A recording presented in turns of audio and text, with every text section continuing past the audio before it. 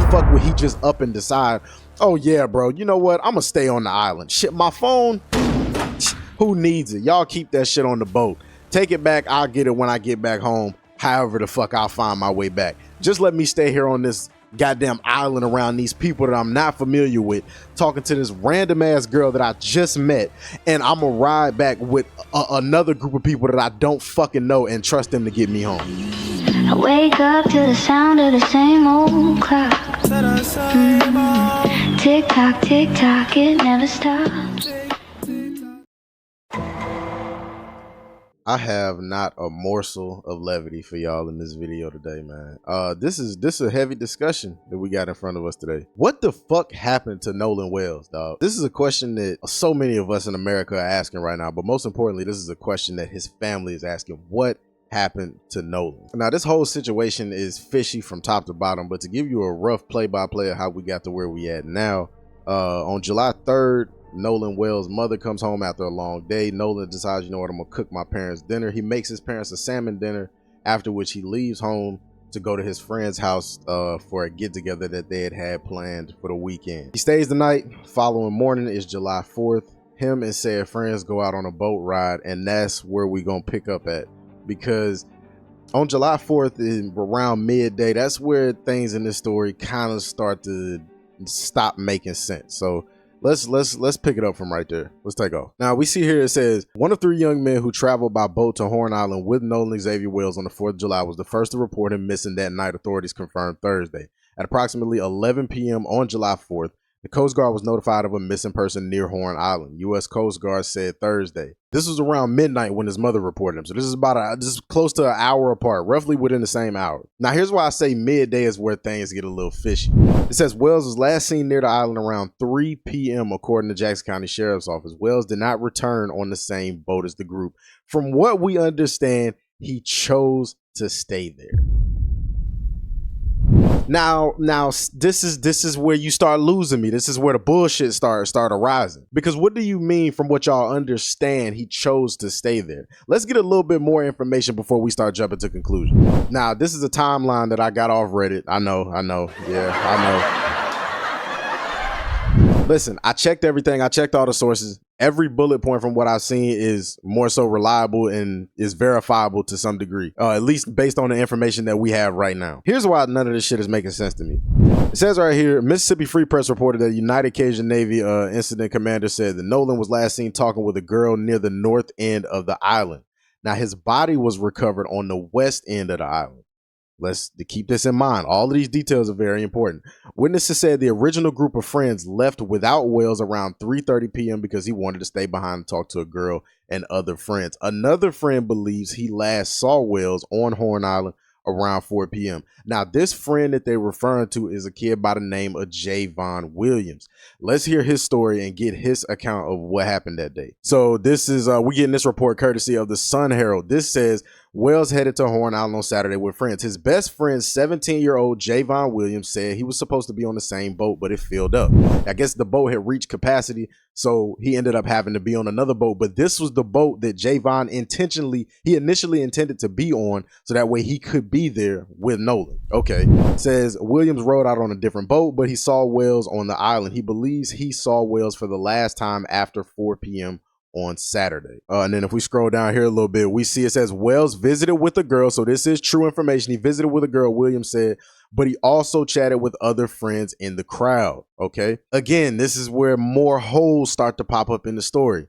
Right here, it says, and I want y'all to think about this. Put yourself in the position of being 18 years old, going out with a group of friends to an island, and just think about this. Both young men left their phones on the boat that Wells rode out on. There are so many reasons why this doesn't make any motherfucking sense. If you are on a boat, if you're on a boat with your friends and y'all are going out to an island, who the hell is going to leave their phone on the boat? Especially if this is we're going to an island that, sure, even if I've been here with y'all before, I'm not sure if Nolan had been to this island with them before, but even if it's somewhere that I've been before, bro, why the fuck am I finna get off of a boat, get out of water and get onto land without a mode of communication, without any type of way to contact anybody from back home? this doesn't make sense. This is something that this is elementary. This is something that this is basic understanding that a child has. And then it says both of them left their phones. Right here it says, okay, what? Javon Williams later retrieved his phone while Wells' mother found her son's phone through location. So what? Javon just left his best friend to go back to a boat by himself to go get his phone and didn't grab his best friend's phone? Or better yet, he leaves to go get his phone off the boat and his best friend doesn't go with him as his phone is also on the boat? None of this shit is adding up to me. Okay, let's keep going though. Wells was last seen near the western tip of Horn Island where the current is strong. If y'all remember when they said he was talking to the girl, he was talking to the girl and that other crowd of people near the northern tip of the island. So how the fuck, if he was there, I'm sure that's closer to where the boat's docked and stuff like that. So if that's where he was talking to the girl, why would he go, like how does he end up from there all the way to the western tip of the island? They're saying that he said, and then what's even fishier, check this out, right? So there's a report that the girl even said herself. He said he was going to be going back to the boat because he had to leave and go with his friends, right? One young woman said Wells had been speaking with her on Horn Island and told her that he was going back to get on the boat with his friends. Wells' friends, on the contrary, said that Wells told them he was going to stay back and talk to the young woman. I don't like this, man. I don't like this. None of this shit is looking good.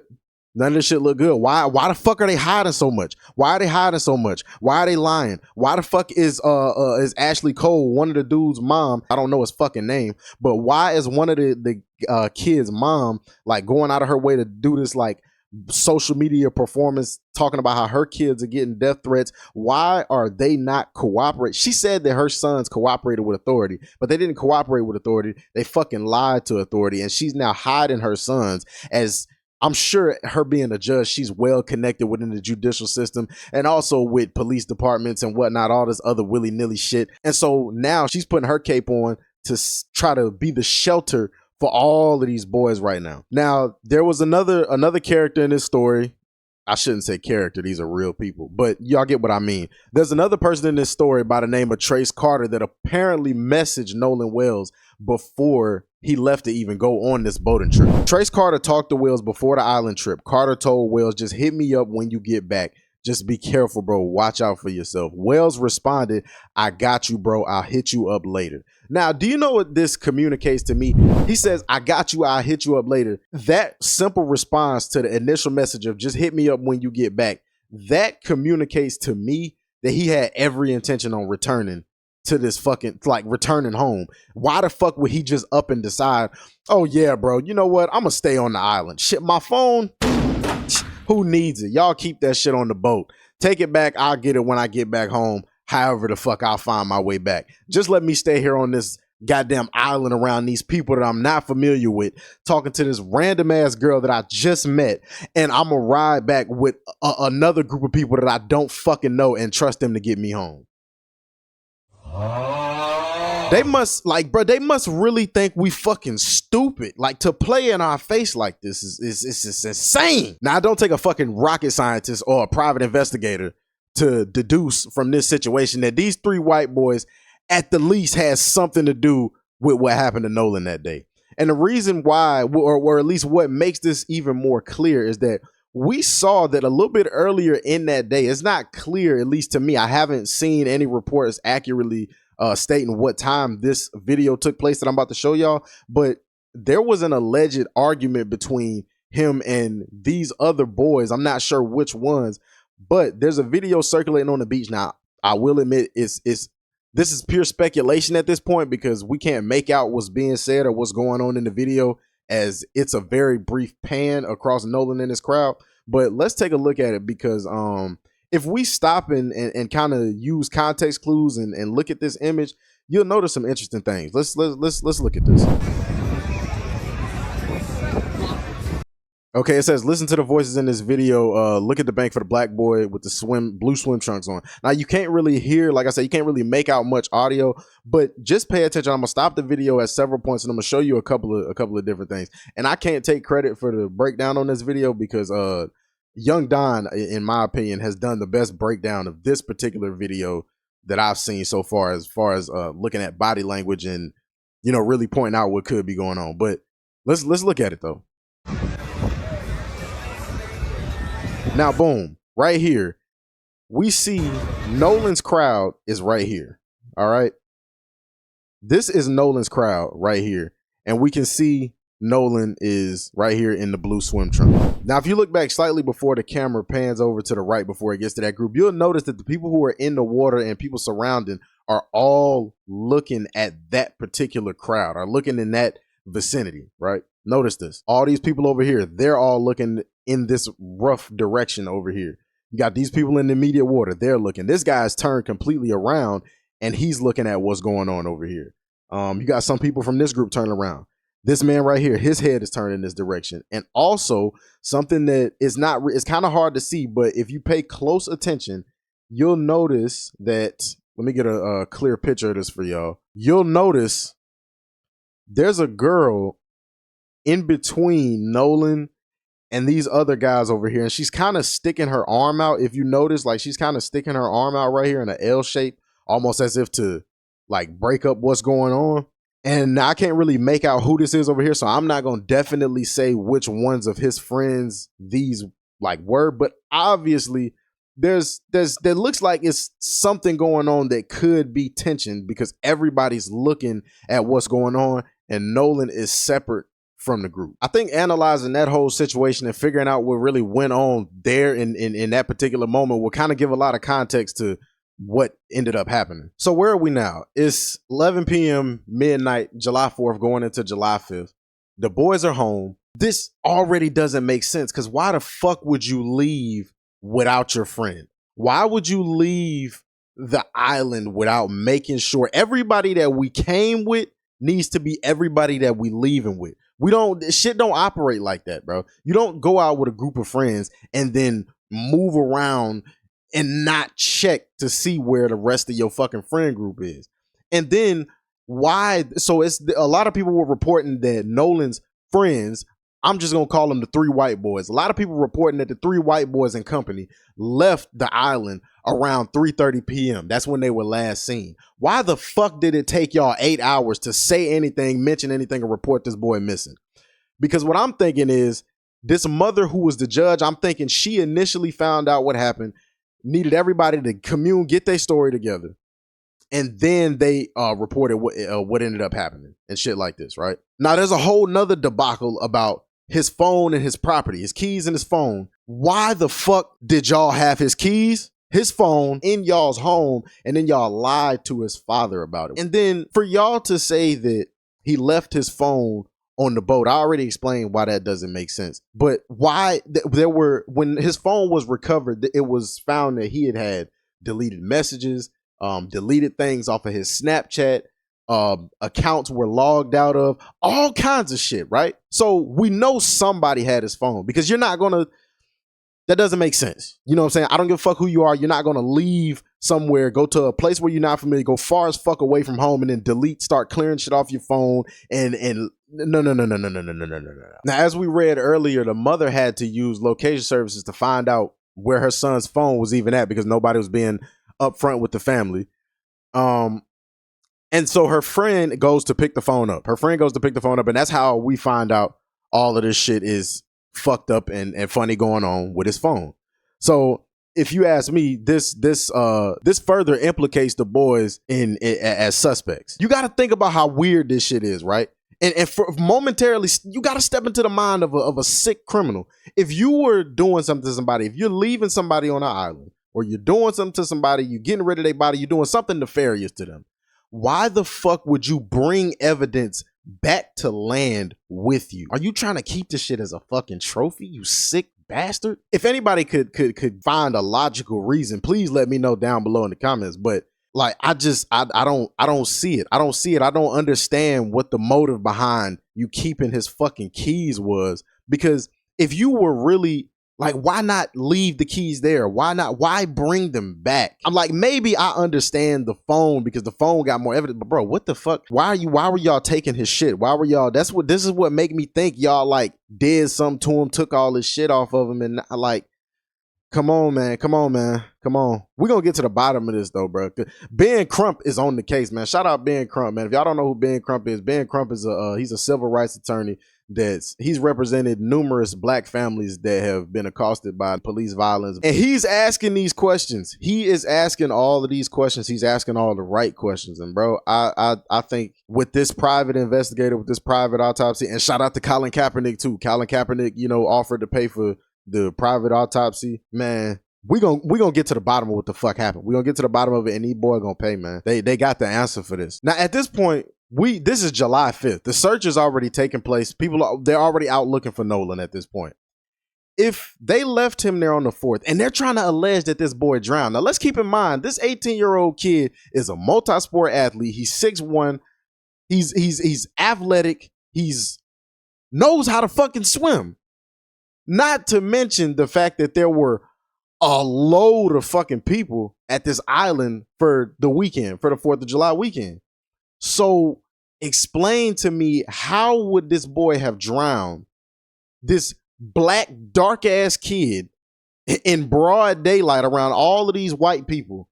How the fuck would he just drown by himself? Nobody sees it. Nobody knows what the fuck is going on. And okay, let's entertain the bullshit reality that he did drown.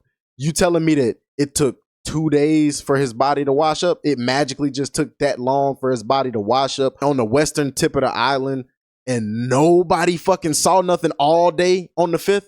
His body washes up on the 6th, and you telling me on the 5th, nobody on that island saw shit? Nobody on the western tip of that island saw nothing suspicious going on? Nobody was walking the shore that day? Nobody was out in the water on the 5th? Come on, man. I was born at night. I wasn't fucking born last night, man. Stop playing with me. Cut the shit. Now, with all the inconsistencies leading up to this point, we still left with a bunch of fucking unanswered questions. We still got a mountain of justice to overcome. And it's just another unfortunate example in this country of how black life is not valued in America, about how white suspects are treated better than black victims. I mean, you got forever, we see it all the time. Shit, even here, oh yeah, and infantilize these white guys who are damn near fucking adults. These goddamn fishing, hunting, boat riding, country money raised ass white boys. Yeah, let's childify these. I know I just made that word up, but let's childify these kids or these boys. And oh no, because they're babies, I need to protect them. This is what Ashley Cole, the mother who's she's the chancery judge. She's saying, oh no, I'm going to protect my children. I'm going to protect. But you wasn't fucking worried about you and your children, and y'all wasn't worried about protecting this other child. Y'all wasn't worried about protecting nobody else's children. Y'all weren't worried about protecting Nolan's life. And the last thing we'll take a look at before I let y'all go is Nolan Wells' parents actually speaking out and pretty much just talking about the whole situation from their standpoint and what they've been going through, allowing them to not only grieve through this process, but speak their piece about how they feel about, the different contradictions and different pieces of this story that work against each other. And before we get started, first off, I want to thank you for being here under these circumstances. I know how extremely tough it must be, and we can express how sorry we are for you and your family. And first question, how are you two holding up? Taking it second by second. Day by day. That's all you can do, which we all can understand. And I just want to ask you, the friends that Nolan traveled to Horn Island with, they say that he stayed behind voluntarily. Why would he stay behind? Nope. That we cannot answer. I can't fathom why he would. I don't know why he would. We always taught him to, if you go with a group, you stay with a group. Mm-hmm. Even when he was in college, he would say, Dad, well, we're gonna ride down to a party or something in another city. Now, so I was telling him, look, if you go with 5, you come back with 5. Do not separate from your group. Because I always said safety is in numbers. Mm-hmm. And he always said, yes, sir. So he knew to stay with his group. So why would he split from his group? I don't know. So that would have been unusual for him to split from the group. And of you course. said he would always check in with you. Did he check in with you that day? So that day, no, I don't. But of course, too, they were on the boat, and usually when he is out there, which it's not uncommon, he's I think since last year he's been going there occasionally with his friends, and so it would always just be like, "Hey, Mom, I'm back," type of thing. But this time there was no call or text from him. It was from his friend. And then too, really didn't worry a lot about it because it was his last weekend to have fun Yeah. because that Monday he had to report to school. And we was preparing to take him back for camp to prepare for the season. So, we understand he wanted to have his last hurrah before he locked down and get ready for the season. Because, like I said, the entire summer he's training. He got more serious. He started to understand what I was trying to tell him about. Football not just being fun, but as you get farther in it, it becomes a business. If you want to excel, and you have to understand, and you have to understand both at the same time. So here we see it's clear that Nolan's father clearly taught him these things. So this is not something that this would be completely out of character for Nolan to just up and say, "Oh yeah, guys, don't worry about me. I'm going to stay back." That doesn't even fucking make sense. This is why we have to constantly talk about these issues. This is why we have to constantly poke and prod, ask questions, dig deeper, and do our own investigations, because this is America. And we know that if we do not do our due diligence, bro, these people will restructure the narrative in whatever way they can, any way, shape, form possible. It don't even got to make sense. The narrative does not even have to fucking make sense. Just as long as it don't point at us, as long as it don't point at the white people, as long as it's not saying, "Hey, white people bad," then we don't give a fuck what the story is shaped out to look like. You say you have Nolan's cell phone and messages were deleted. How could you tell messages were deleted? Well, his parents got the phone back, and that's something that's important, Michael, because they tracked this phone on Life 360. So Life 360, but when I received the phone call from Warren, I immediately called my friend Tashima, and I said, "Hey, have you guys seen Nolan?" Because her two sons, Jalen and Javon, like, they grew up together. They played City League sports together. When they got into school, they played sports together. And so she was like, "Hey, like, okay, the boy." Javon, this is the one that was initially supposed to be on the same boat that Nolan was on. Boys were pulling up the location from Snapchat. So the Snapchat location looks completely different than the Life 360 location. So when I pulled up Life 360, it was... Hey, yeah, y'all, Life 360, I don't know if y'all got any experience with Life 360, but bro, Life 360 is, bro, I ain't gonna lie, that's the most A1 location app for you to have with your peoples if you trying to keep tabs on them and make sure that they good for safety purposes and all that, bro. Life 360 give you exact pinpoint location, live, up to date. That bitch show you every fucking centimeter that a nigga moved. That shit tell you how much battery life a motherfucker got on their phone. They tell you the last location that they been at.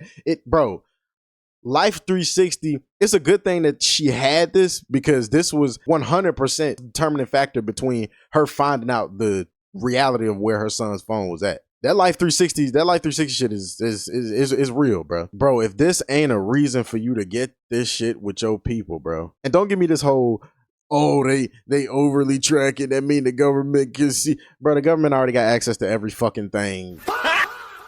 Everything, your whole goddamn life, bro. Your peoples need to know where you at. And we see here it was a saving grace, because if it was up to them boys, we see them boys was just gonna lie their ass off. They was gonna lie. It was different. It was showing everywhere the phone had been. Like, it had, I was Yup. like, well, it's showing that he's back on land. Like, I'm not. He's like, but no, he didn't come back with us. Well, how were you able to get the phone? So we tracked it, and my friend Tashima went and picked it up. It wasn't like they said, "We got his phone," they tracked it. And that highlights all these contradictions, Michael. The fact that they said Nolan was talking to a young woman, and she said that he said, "I'm going back to get on the boat with the boys." The boys said that he said he was going to stay with her. And so that's an obvious contradiction. And then this video of this, you can hear an argument going where Nolan is saying, "Give me my freaking phone. What are you freaking doing?" And so then his phone. I didn't hear that in the video, but I mean, I'm guessing there's probably, you know, some people who deciphered that a little bit better. But yeah, that's a telling piece of information. Ends up missing. I don't know any teenagers, Michael Strahan, who says, if you believe their story, I'm gonna stay behind and I'm gonna leave my phone. I mean, no young person leaves their cell phone. And so then there's so many things their parents were telling us about, even why didn't his body wash up with the tide on Sunday? Why would it come on Monday? It's not adding up. And that is the problem when you think about the history of Mississippi. So yeah, man, that's a majority of the facts laid out. Rest in peace to Nolan Wells. And as for you three white boys, Jackson, Warren, and I don't know whatever the fucking other one's name is, I long for the day that you sick, wicked, heinous, malevolent scoundrels, you fucking miscreants. I yearn for the moment when all three of you motherfuckers finally get to reap what you have sowed. Understand that this is not the end. This is not something that you just gonna walk away from. Understand you will answer for this. Now it's gonna take a lot of fighting because we know that they got, you know, some strong legal power. We know that they pretty connected with one of them boys' mamas being a judge and whatnot. But hey, nigga, we just gonna have to fight this uphill battle. You know what I'm saying? Strength in numbers. We're gonna all have to chip in. We're gonna have to be vocal about this, speak about what's going on, bring attention to it, shine light on these issues. Don't let them try to pitch a false narrative and repaint what happened that night, or repaint Nolan as somebody that was, oh yeah, he wanted to stay on that. Fuck that. We ain't going for none of that shit. But yeah, that's all I got for this video, man. I hate that I keep fucking having to make videos like this. But like I say, man, this is the little bit of power that I got in this situation, the little 0.1% I can offer. I gotta throw the shit in the pot, man. I got to. But y'all let me know y'all thoughts down below in the comments, man. I'm gonna catch y'all in this video. One love. It's made.